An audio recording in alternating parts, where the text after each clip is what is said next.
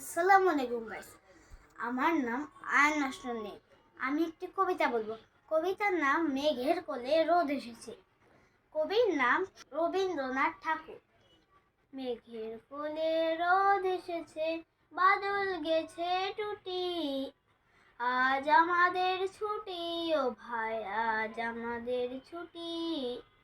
কি করি আজ ভেবে না পাই, পথ হারিয়ে কোন বনে যাই, কোন মাঠে যে ছুটে বেড়াই সকল ছেলে জুটি।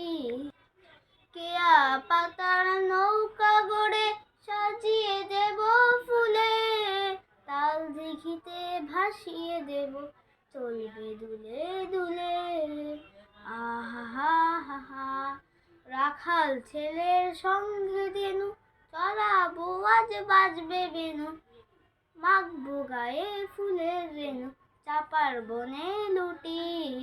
আহা হা হা হা।